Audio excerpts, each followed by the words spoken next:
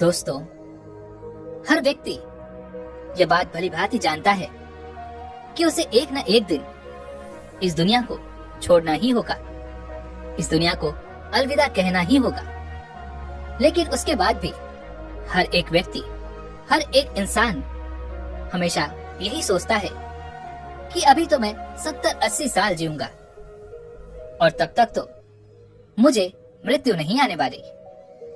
फिर चाहे कुछ भी क्यों ना हो जाए। हम में से अधिकांश लोग इसी सोच के साथ अपना पूरा जीवन जीते हैं। लेकिन इसके पीछे जो वास्तविकता है उस पर आपका ध्यान कभी नहीं जाता।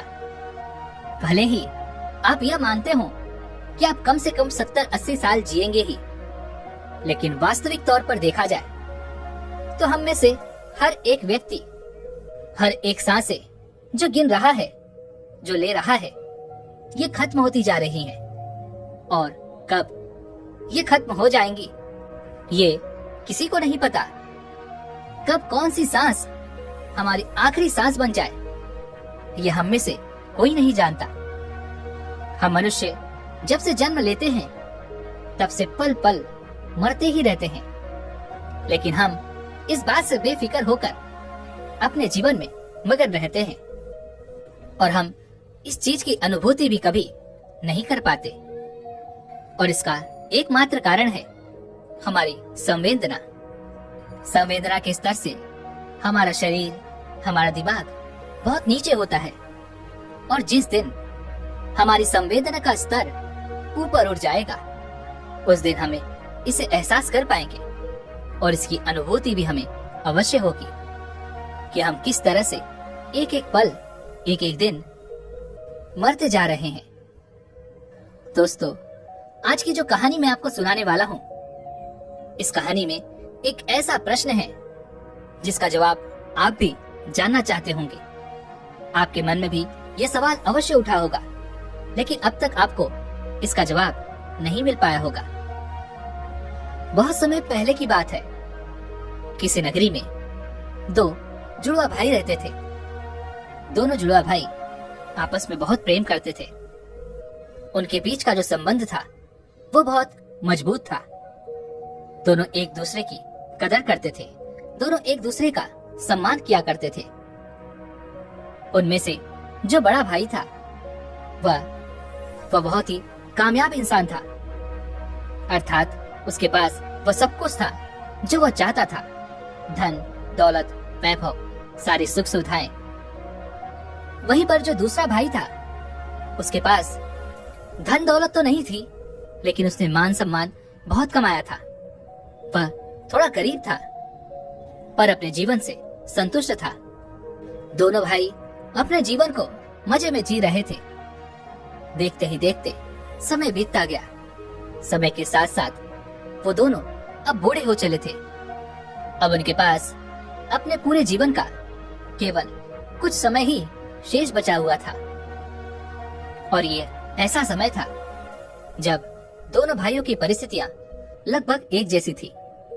जिसने बहुत अधिक धन कमाया था उसने भी अपना जीवन जैसे तैसे ही काटा और जिसने मान प्रतिष्ठा कमाई थी, जिसके पास उतना धन नहीं था, उसका भी जीवन जैसे तैसे ही कट रहा था।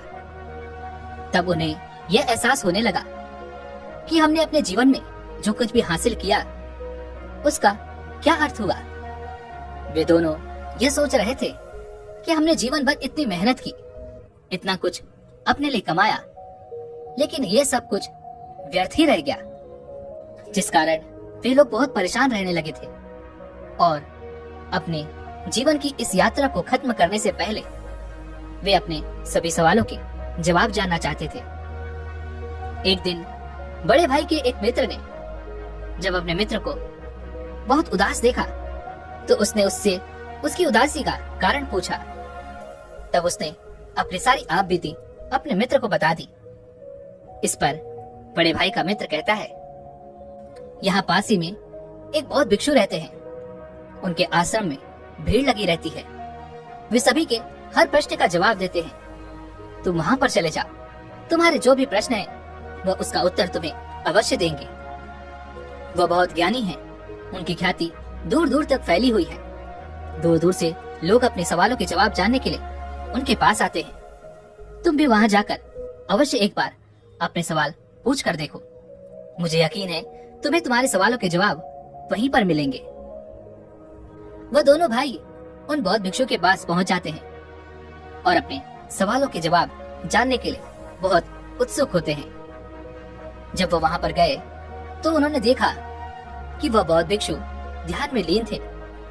तो उन्होंने खड़े होकर वहीं पर इंतजार करना उचित समझा। जब वह बौद्ध भिक्षु अपने ध्यान से बाहर आए, जब उन्होंने आंखें खोली तो उन्होंने देखा कि दो वृद्ध उनके सामने खड़े हैं। तब उन्होंने उनके यहाँ पर आने का कारण पूछा। तभी बड़े भाई ने कहा, हे महाराज, मैं आपसे अपने सवालों का जवाब जानना चाहता हूँ। मेरे मन में कई सवाल हैं और मुझे उनके जवाब चाहिए। मैंने सुना है कि आप किसी को खाली हाथ नहीं जाने देते। आप सभी की समस्या का निवारण करते हैं। आप सभी की शंकाओं को दूर करते हैं। इसलिए हम आपके पास आए हैं और हमें पूरी उम्मीद है कि आप हमारे सभी सवालों का जवाब भी हमें अवश्य देंगे। इस पर वह बौद्ध भिक्षु मुस्कुराने लगे और कहते हैं, बेटा, मेरे पास तुम्हारे सभी सवालों का जवाब है या नहीं, यह तो तुम्हारे सवाल पर निर्भर करता है। लेकिन मेरे पास इतना समय नहीं है कि मैं तुम्हारे सभी सवालों का जवाब दे सकूं। लेकिन हाँ, अगर तुम इन सभी सवालों का निचोड़ निकालकर मुझे केवल एक प्रश्न दो तो मैं इसका उत्तर तुम्हें अवश्य दे सकता हूँ। अर्थात जीवन के सारे सवालों को एक ही सवाल में पेश करो तो मैं तुम्हारी मदद अवश्य कर सकता हूँ। उन बौद्ध भिक्षु की यह बात सुनकर दोनों बड़े चिंतित हो गए। उन्हें यह समझ नहीं आ रहा था कि आखिर अपने पूरे जीवन के इन प्रश्नों को केवल एक प्रश्न में कैसे परिवर्तित किया जाए। दोनों सोच में पड़ गए। दोनों ने काफी देर सोच विचार किया, चर्चा की और उसके बाद बड़ा भाई कहता है, हे महाराज, ये तो बड़ी विचित्र बात है कि अपने जीवन के सारे सवालों को केवल एक सवाल में परिवर्तित करके हम आपसे कैसे पूछ सकते हैं। हमने बहुत प्रयास किया, हमने आपस में बातें भी की, लेकिन हम इन सभी सवालों को एक सवाल में परिवर्तित ना कर सके। लेकिन उसके बाद हमने कुछ देर और सोचा विचारा कि हमें किसी भी तरह से केवल एक सवाल ही पूछने का मौका मिला है, जिस कारण हम दोनों भाइयों ने आपस में सहमति करके अपने जीवन को केवल एक सवाल में पिरो दिया है। और ये सवाल मैं अब आपसे पूछना चाहता हूँ, क्या मुझे आज्ञा है? तभी वह बौद्ध भिक्षु कहते हैं, अवश्य, जो तुम पूछना चाहते हो पूछ सकते हो। तभी वह बड़ा भाई कहता है, हे महाराज, हम दोनों भाई हैं और हम दोनों ने अपने जीवन को संतोषजनक जिया है। एक तरफ जहां मैंने खूब सारा धन इकट्ठा किया, वैभव और सारी सुख सुविधाएं इकट्ठा की, वहीं पर मेरे भाई ने अपने जीवन में मान प्रतिष्ठा इकट्ठा की और अपने जीवन को संतोषजनक जिया। लेकिन अब हमारे जीवन का वह समय आ चुका है कि हम कभी भी अब मृत्यु को प्राप्त हो सकते हैं। लेकिन अब हमारे मन में एक अजीब सा प्रश्न है और वह यह है कि हमें लगता है कि हमने जीवन में जो कुछ भी पाया है, जो कुछ भी इकट्ठा किया है, ये सब कुछ व्यर्थ है। जैसे हमारे मन के कोने में कहीं कुछ खालीपन सा है, जिसके कारण हमें ऐसा प्रतीत होता है कि मानो हमने अपने जीवन में कुछ खो दिया है। लेकिन वह क्या है, यह मैं समझ नहीं पा रहा। हमने जो कुछ भी इकट्ठा किया है, धन, वैभव, मान सम्मान, सारी सुख सुविधाएं, वो तो सब यही रह जाएंगी। तब फिर ऐसे मूल्यों का क्या फायदा जिसके लिए हमने यह जीवन जिया।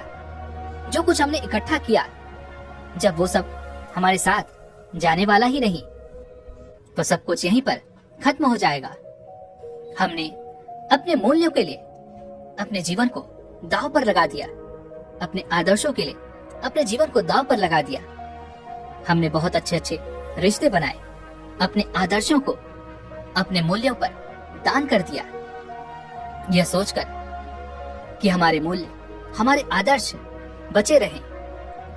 लेकिन जब हमने पीछे मुड़कर देखा तो हमें यह एहसास हुआ कि जिस मूल्य और जिस आदर्श को हम पीछे छोड़कर यह सोच रहे थे कि वह बचा रहेगा, वह तो एक ताज की तरह हमारे सर पर ही है।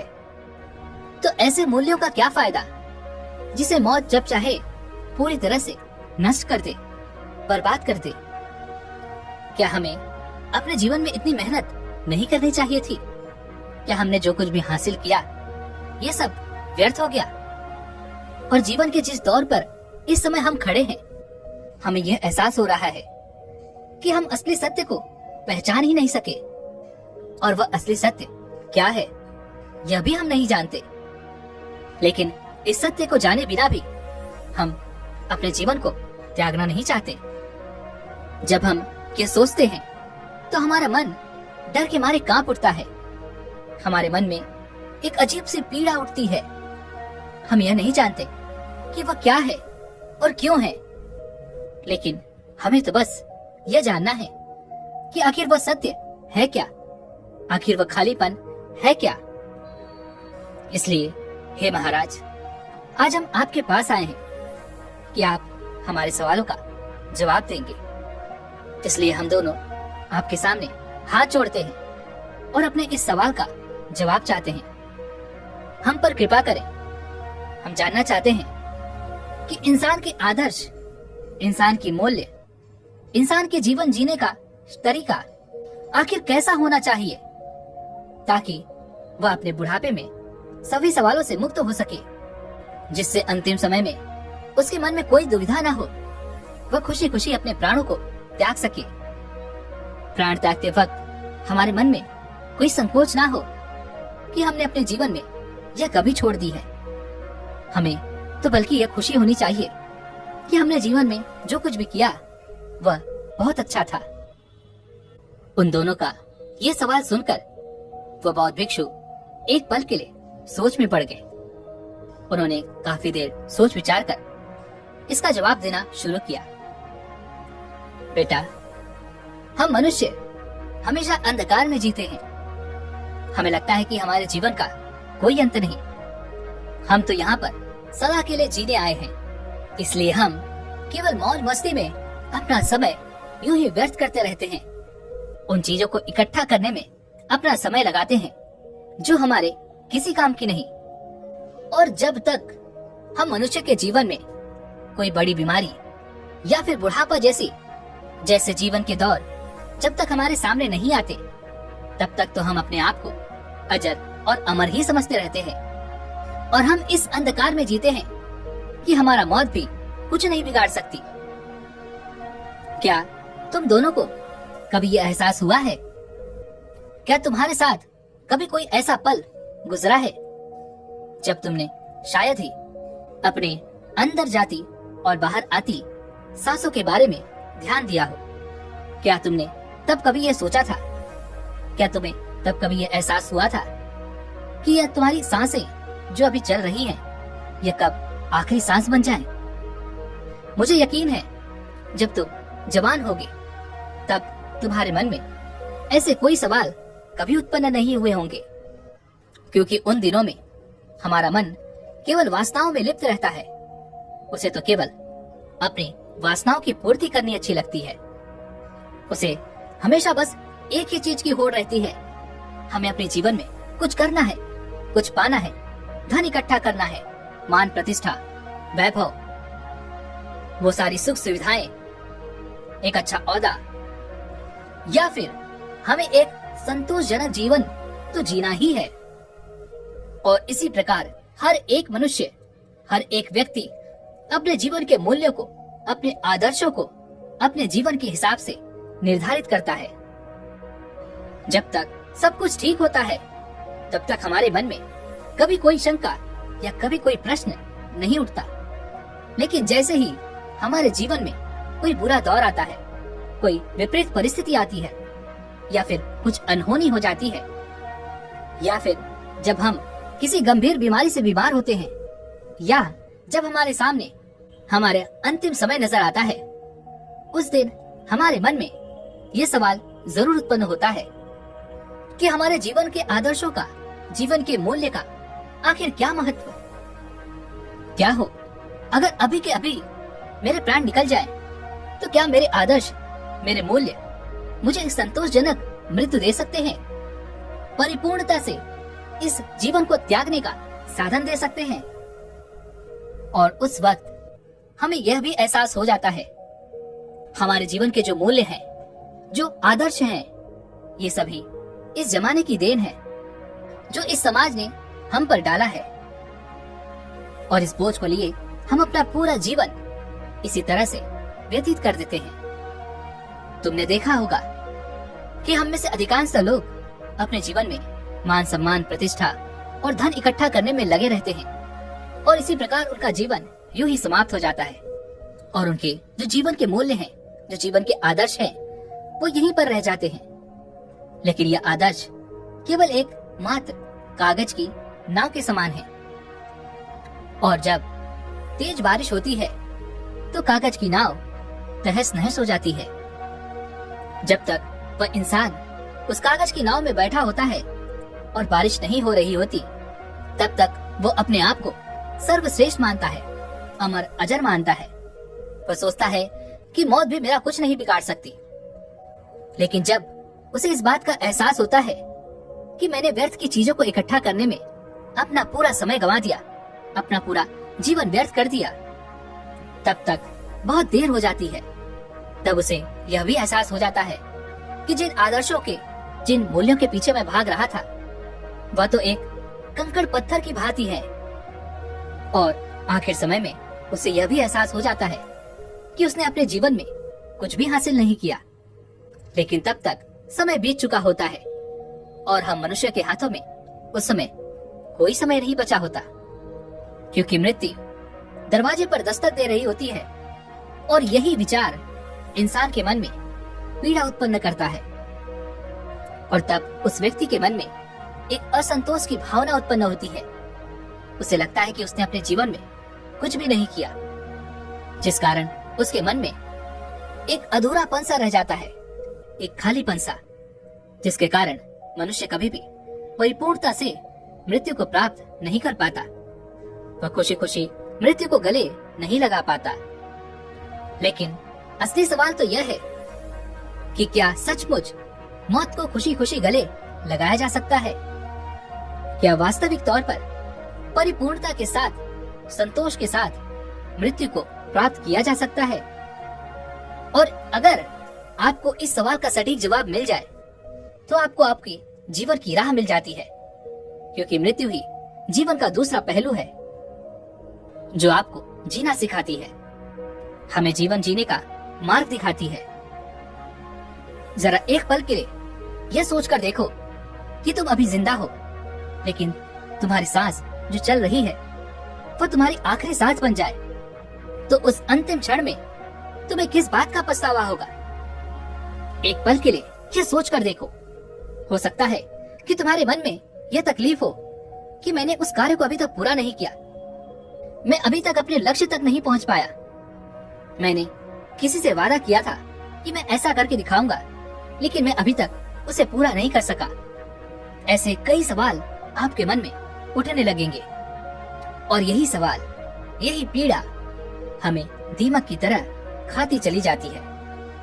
और यदि तुमने अपने किसी कार्य को या किसी लक्ष्य को जो आपने निर्धारित किया था उसे पूरा कर भी लिया है, तब भी आपके मन में हमेशा एक प्रश्न तो शेष बचा ही रहेगा, और वह यह कि जो लक्ष्य मैंने निर्धारित किया था वह तो एक मिथ्या था, वह कोई वास्तविकता नहीं थी, वह परमानंद नहीं था।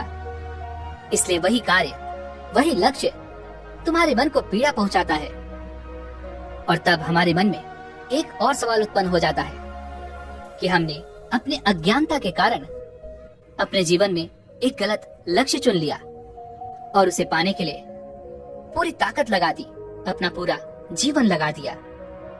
और जब तुम्हें यह पता चला कि वह लक्ष्य तो मिल गया, लेकिन वह लक्ष्य तो झूठा था, तब उस वक्त मन में जो पीड़ा उठती है वह असहनीय होती है।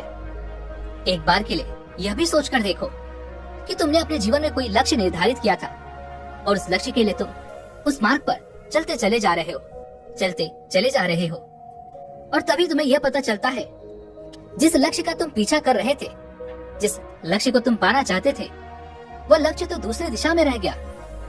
जब तुम अपने जीवन के दूसरे छोर पर पहुंच जाते हो तब तुम्हें यह एहसास होता है कि जिस लक्ष्य को हम पाना चाहते थे वो तो जीवन के दूसरे छोर पर है और तुमने ही उस पर कभी ध्यान नहीं दिया, आंखें खोलकर उसे कभी देखा नहीं। तुम तो बस इस अंधकार में थे कि मुझे तो अपना लक्ष्य पाना है, इसलिए अपनी आंखें बंद करके तुम अपनी दिशा में बढ़ते चले गए, यह सोचकर कि शायद जहाँ पर यह रास्ता खत्म होगा वहाँ मुझे मेरा लक्ष्य अवश्य मिल जाएगा। लेकिन आप यह भूल गए कि यह तो जीवन है और जीवन तो हर कोई जीता है, यहाँ तक कि जानवर भी जीते हैं। खाना पीना तो जानवर भी खाते हैं। एक जानवर भी मेहनत करता है, अपने परिवार का पालन पोषण करता है और वह भी अपनी प्रतिष्ठा कायम रखता है। लेकिन अब सबसे बड़ा सवाल यहाँ पर यह भी है कि एक जानवर और एक इंसान के लक्ष्य में क्या फर्क होता है। जानवर का लक्ष्य सीमित होता है, उसे तो बस इतना ही चाहिए कि मुझे पेट भर के खाना मिल जाए और मैं आराम से अपने जीवन को जी सकूं। इसके अलावा उसे अपना परिवार बसाना अच्छा लगता है और यही उसके जीवन का लक्ष्य होता है। वहीं पर एक इंसान यह सोचता है कि वह धन संपदा इकट्ठी कर ले, मान सम्मान, प्रतिष्ठा, एक अच्छा घर, इससे ज्यादा और कुछ नहीं। यही उनका एकमात्र लक्ष्य होता है और अगर इससे ज्यादा कुछ और करना है तो समाज में मान प्रतिष्ठा भी बढ़ा लो, जिससे मेरा जीवन परिपूर्ण हो जाएगा। लेकिन क्या आपने एक जानवर और एक इंसान के बीच के लक्ष्य की समानता देखी? दोनों का लक्ष्य लगभग एक जैसा ही होता है। उन्हें भी मेहनत करके अपने परिवार का पालन पोषण करना है, पेट भर के खाना खाना है और इधर हर एक व्यक्ति को मान सम्मान, प्रतिष्ठा, अपना परिवार और धन इकट्ठा करना है। तो जब दोनों के लक्ष्य लगभग एक जैसे ही हैं और दोनों का जीवन लगभग एक जैसा ही है, तो फिर हम इंसानों को यह अहंकार क्यों है कि हम एक इंसान हैं? हम क्यों भला अपने आप को उन जानवरों से ऊपर समझते हैं? आखिर वही जीवन हम भी जी रहे हैं और वह जानवर भी जी रहे हैं, तो फिर दोनों में फर्क क्या है? तो यहाँ पर इसका जवाब भी बड़ा सीधा और सरल है। एक इंसान के पास उसकी चेतना होती है, जिसकी चेतना ऊपर उठ चुकी होती है।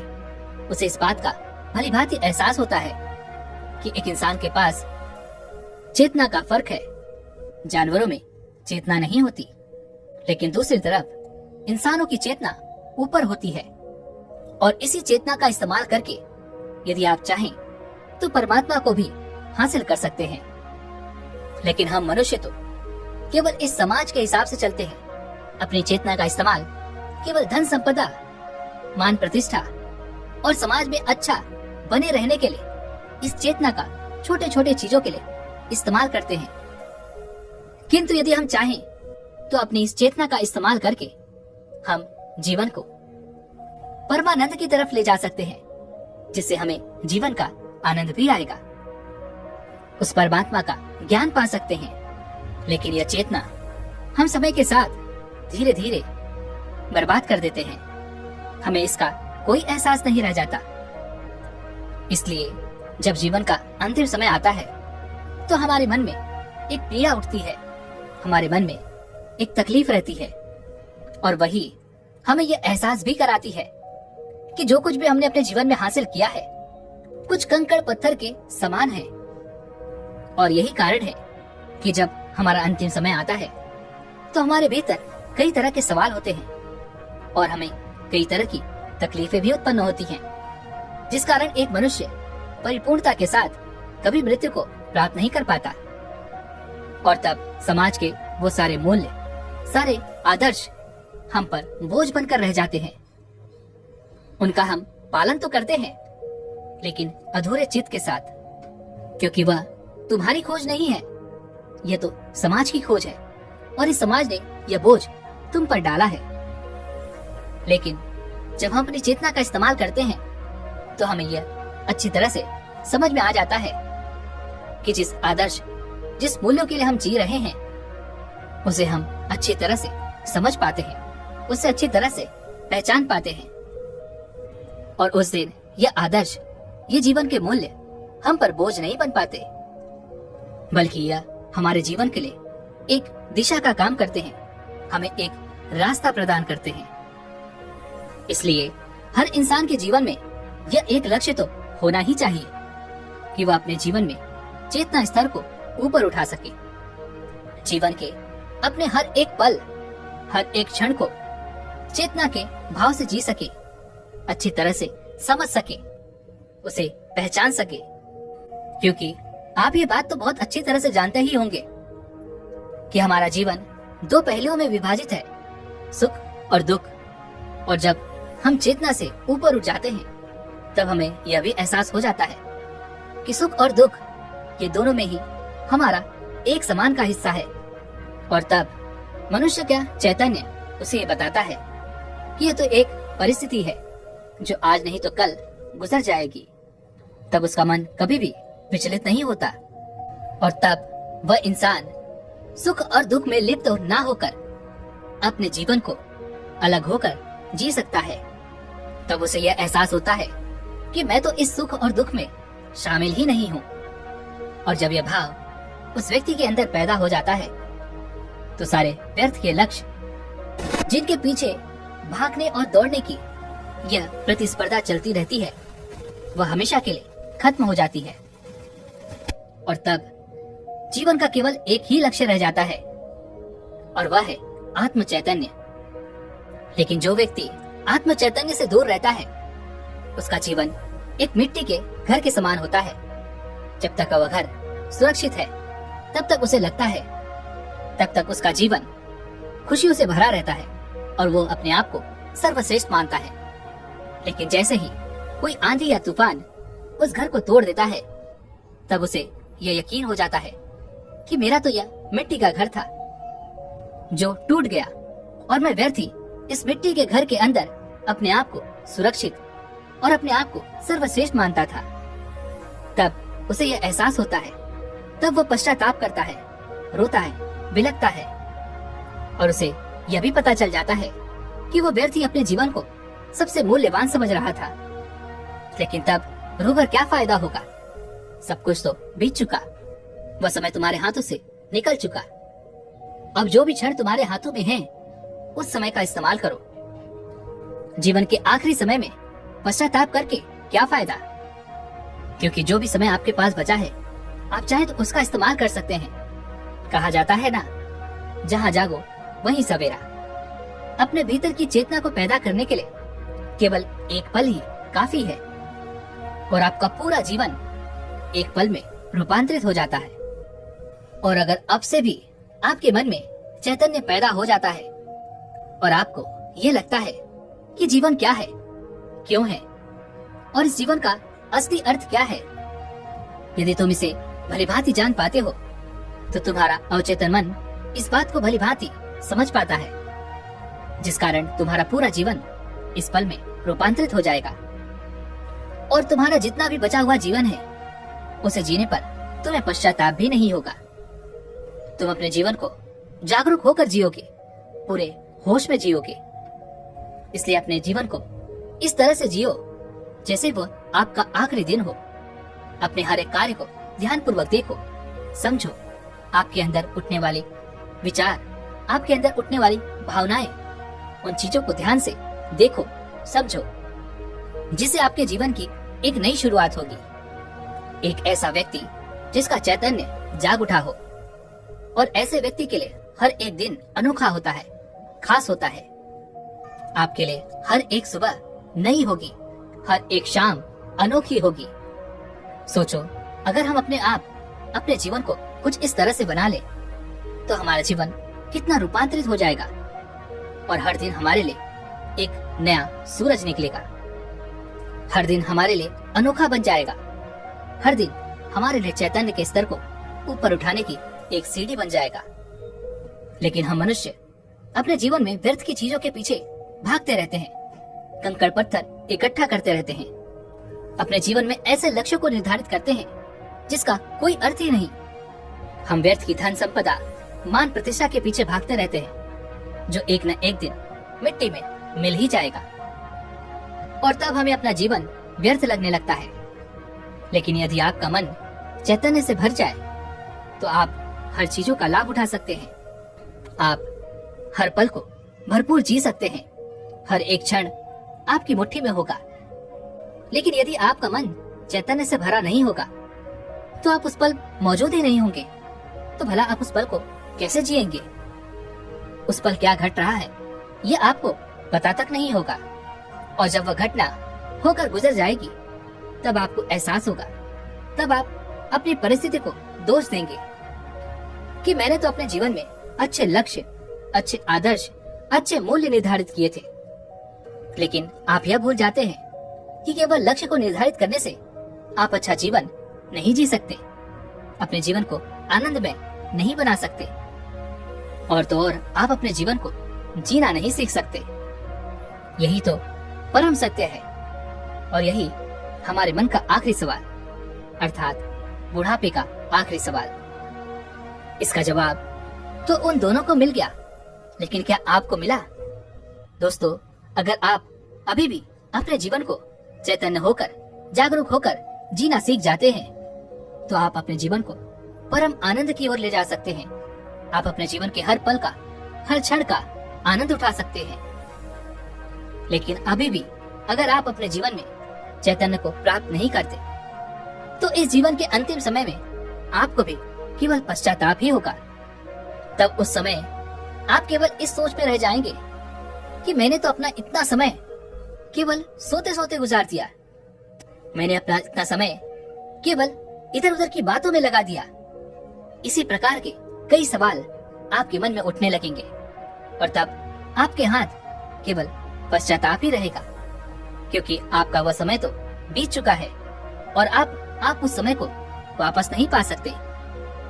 जब वह पल आपके हाथों से निकल चुका होगा तब आपको उसकी असली अहमियत समझ आएगी, और तब आप केवल यह सोच रहे होंगे कि अब तो केवल मेरे पास कुछ ही क्षण बचे हैं। तब आप केवल रोते बिलखते रह जाएंगे, लेकिन आपके हाथ कुछ नहीं आने वाला। इसलिए दोस्तों, आज से और अभी से अपने जीवन को जागरूक होकर जीना सीखिए। हर पल, हर क्षण को खुशी से जिए। ऐसे जिए मान लो कि यह समय आपका आखिरी समय है, यह दिन आपका आखिरी दिन है, यह पल आपका आखिरी पल है, जिससे आपके लिए हर एक पल नया होगा, खास होगा और आप ही का होगा। दोस्तों, उम्मीद है कि आपने आज की इस वीडियो से जरूर कुछ न कुछ सीखा होगा। तो इस वीडियो को लाइक और अपने दोस्तों के साथ शेयर करना ना भूलें, और हमें ऐसे ही सपोर्ट करने के लिए चैनल को सब्सक्राइब और घंटी बटन को भी जरूर दबा दें। तो चलिए मिलते हैं इस एक और वीडियो में, तब तक के लिए अपना ख्याल रखें। धन्यवाद।